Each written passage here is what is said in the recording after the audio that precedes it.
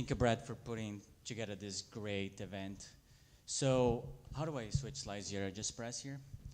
Yes, we're the Chronos Global Academy, and how do I get the next slide?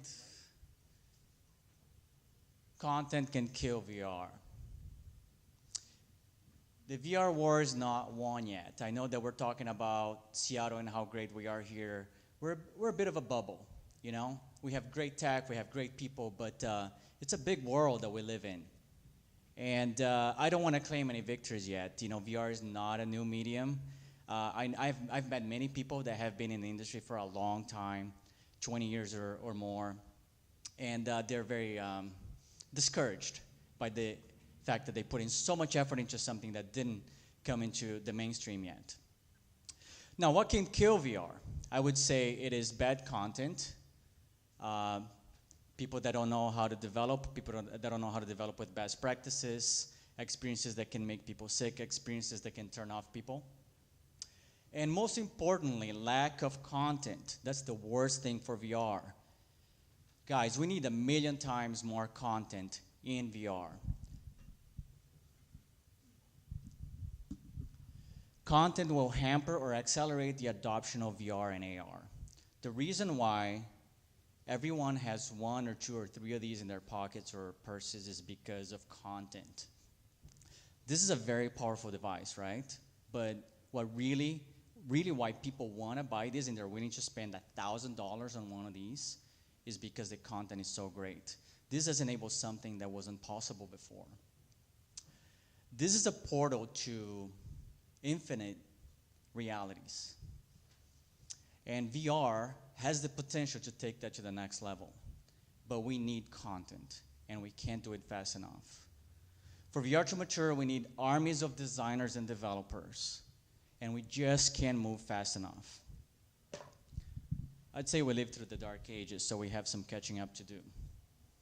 So just a little bit about me, okay? I was born in São Paulo, Brazil, one of the largest cities in South America. I love high tech, and so I came here to Seattle.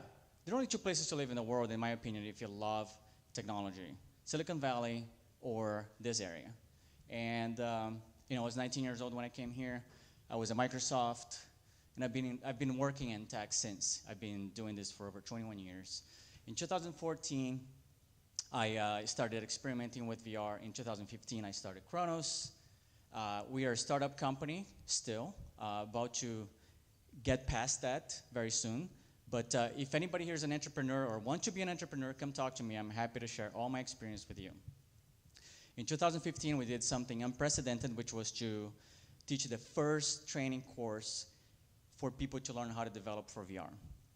And in 2016, we did something more interesting, which was to actually work with HoloLens and offer the first course for HoloLens, which is considered augmented reality. And then we went global. So we're working with some schools, a top university in Brazil with 5 campuses, 50,000 students, and I'm very, very committed to the industry. I mean, I've bet everything. Everything I was doing before, I just kind of put everything on Chronos and VR. So what have we done as a company in terms of apps? We developed Aster Derps, which is something that we had ready for the launch of the HTC Vive back in April 2016.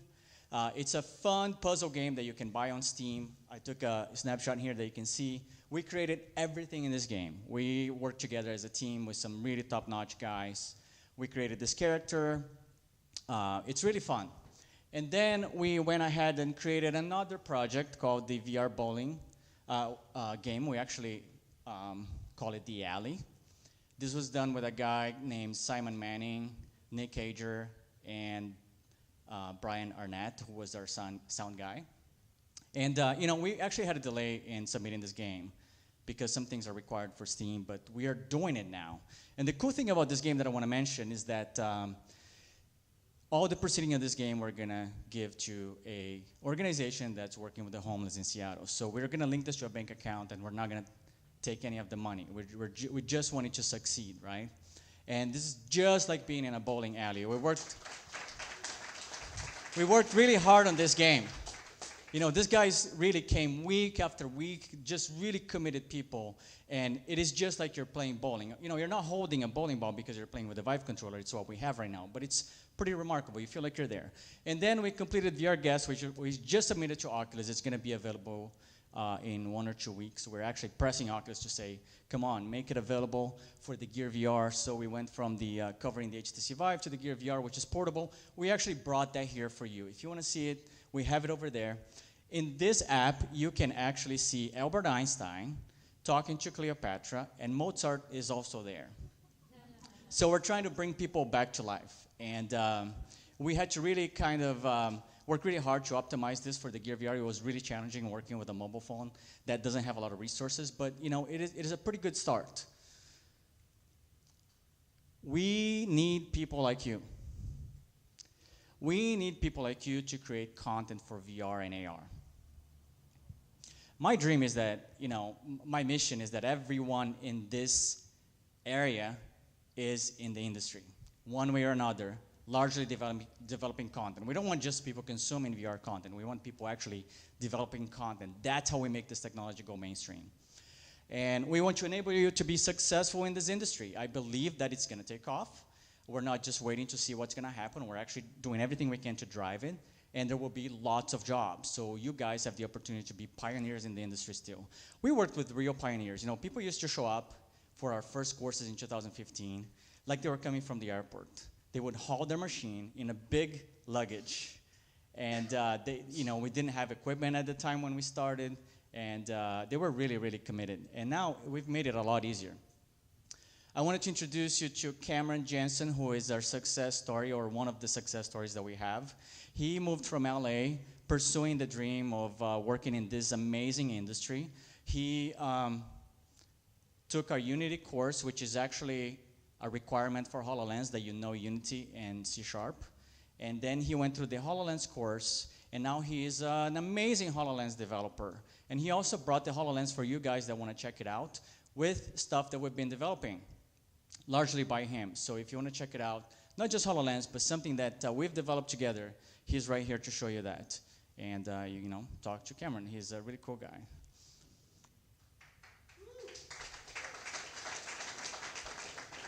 So here's my message for you. If you have any idea if you have a great idea for VR and AR, come talk to us, because we're really committed to making these projects happen. Anything, right? We like to do things in good taste.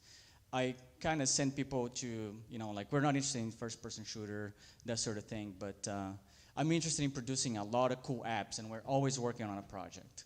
If you're not ready with your idea, but you know, the Chronos Academy is for you. We can train you now for you to be ready in a year or two.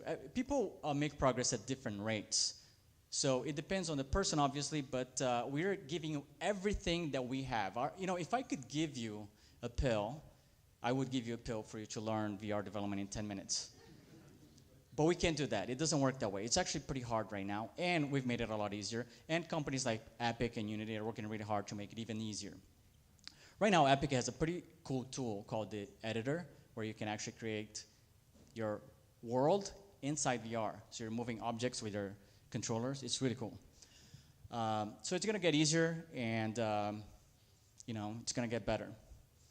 I brought 2 vouchers for a free course. We have 3 really cool courses right now. One is a 360 video camera course. One is the Unity course. The other is the HoloLens course.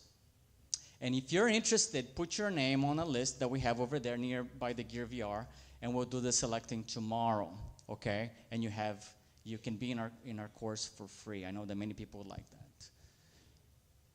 So yeah, thank you very much. I appreciate your being here.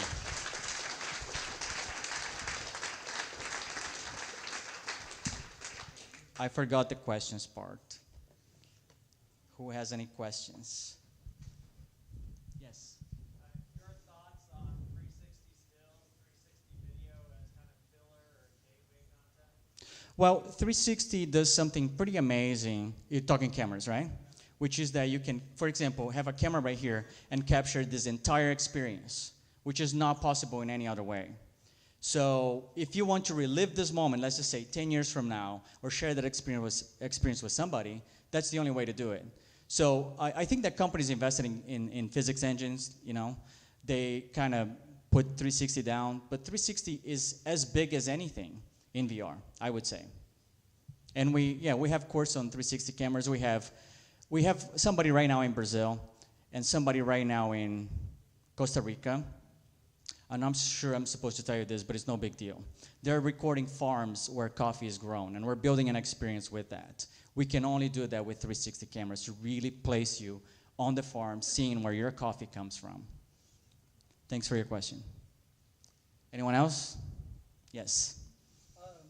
You're comparing the growth of VR to the growth of mobile. Is there a comparative VR platform where you can kind of like look down at your VR like you would at your phone during a normal conference? Or is there some sort of continuation of the technology into kind of everyday life that you're seeing as far as content growing?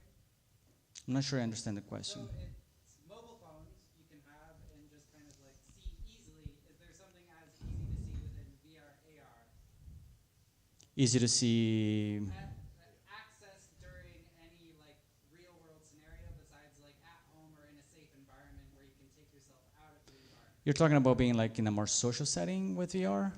So the reason why I want to get so many people into this industry is because VR is just not there right now. The technology is not there. You know, Elizabeth was talking earlier about being a visionary. So we need more people driving this technology, largely on the content side, so that it can get to where we want it to be. It's a huge leap to do with VR and AR. Mobile wasn't that big of a leap. Well, everybody had a cell phone. Everybody was using the BlackBerry. The BlackBerry didn't enable what smartphones do today, but it was already an addiction because it was so powerful. So I believe that one day we're going to wear glasses that it's all VR, AR, the same thing, and it's very social. It's more social than the smartphone. I find the smartphone very unnatural because people walk on the street at the risk of being hit by a car. I'm one of them, getting work done. And it's just not natural. When you can see your environment and you can see people and you can do things through voice, it's a lot more natural. I want to fall just short of anything that is invasive, but there's a lot that we can do with VR and AR. Does that answer your question? Yes. Okay, thank you. Thank you. Thank you, Ricardo.